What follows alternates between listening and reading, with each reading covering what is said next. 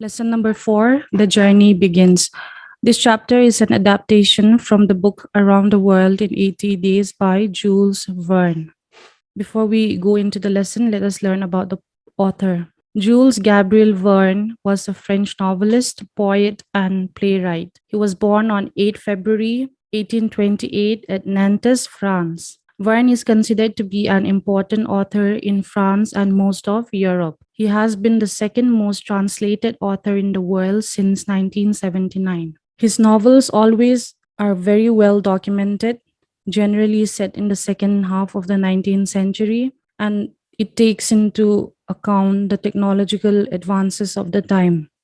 His work has been adapted for film and television since the beginning of cinema, as well as for comic books, theater, opera, music, and video games. Some of Verne's famous works are The Voyages Extraordinaire, in which we have a series of best selling adventure novels, which include Journey to the Center of the Earth, published in 1864, 20,000 Leagues Under the Sea, published in the year 1870, and Around the World in 80 Days, published in the year 1872. It is very interesting to know that Jules Verne mentions things like aeroplanes, submarines, and space travel long before they became a reality. Jules Verne passed away on 24th March 1905 at Amiens in France. He was aged 77. This lesson number 4, The Journey Begins, is a small part of Verne's book Around the World in 80 Days, which was written in 1873, 1872, 1873.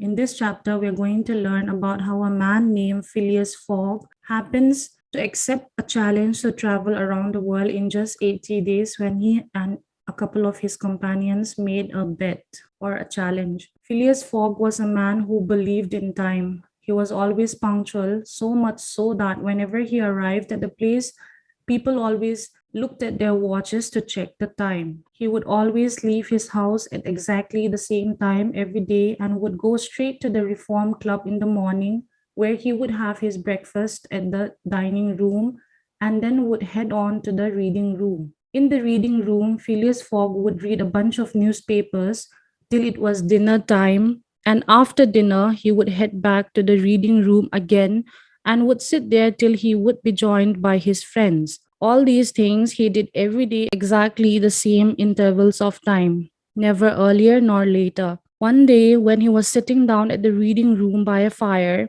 he was joined by several members of the Reform Club. These members were Andrew Stewart, an engineer, John Sullivan, and Samuel Fallentin, both bankers, Thomas Flanagan, a brewer, and Gauthier Ralph one of the directors of the Bank of England.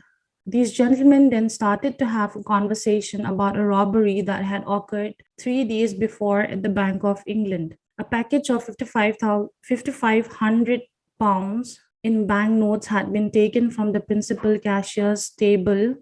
Now, cashier is an officer who handles cash payments and cash received at a bank. And as soon as the robbery was discovered, detectives, meaning police officers, were quickly sent out looking for the robber.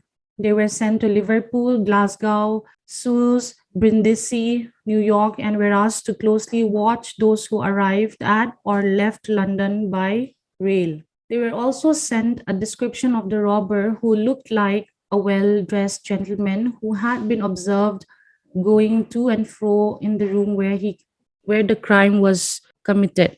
Mr. Flanagan, the brewer, asked Mr. Ralph, one of the directors of the bank, about the robbery, to which Mr. Stewart remarked that the bank will lose the money, meaning that the thief would not be caught. Ralph then answered that he hopes to catch the thief as soon as the detectives were sent out looking for him all across principal ports of America and the continent. The continent here means Europe. On the contrary means in opposite to what Mr. Stewart had said. They went on with the conversation for a long time because everywhere people were wondering if the thief could be found or not, and also because several of the members of the club were bank officials. In the midst of this conversation, Ralph asked where the robber could go since no country was safe for him. Stewart answers that he does not know as the world was big enough. On hearing this, Mr. Phileas Fogg says that the world was once big, but it no longer is.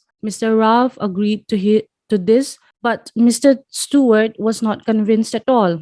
Fogg and John Sullivan both agreed that one could travel around the world, but Stewart did not believe it and only said that 80 days does not take into account bad weather, contrary winds, shipwrecks, railway accidents, and so on. But Fogg argued, and it was all, and he said that it was all included. Here's a picture of what the Daily Telegraph had put in the paper. The estimate made for a person to travel around the world in 80 days. So then he waggered on 4,000 pounds that the journey was impossible. At first, he was only joking, but on seeing how confident and serious Mr. Phileas Fogg was to set out on the journey, they all agreed on the bet and accepted the challenge. Mr. Phileas Fogg then took out a pocket almanac. Almanac here is a calendar or a yearbook that one carries in a pocket size calendar, and said that as that day was Wednesday, the 2nd October, he would set out of his journey around the world at 8:45 by train that night and would be back in London at that very room of the Reform Club on Saturday, the 21st December at 8:45 p.m., and he would accept defeat if he failed. Mr. Phileas Fogg, accompanied by his butler, Passepartout, completes this exciting journey around the world in exactly 80 minutes, 80 days to the minute. He returns to the Reform Club when there are 3 seconds left for the clock to strike 8:45. That was your chapter. Lesson number 4, The Journey Begins by Jules Verne. This is your assignment. In this assignment, you have to give the meaning of the following words. These are words from the text. Please answer according to the context. Question 1 is occupied him. Number 2 is cashier. 3 is the world is big enough. 4 wager. 5 pocket almanac. What does these words mean? Please answer these in your assignment.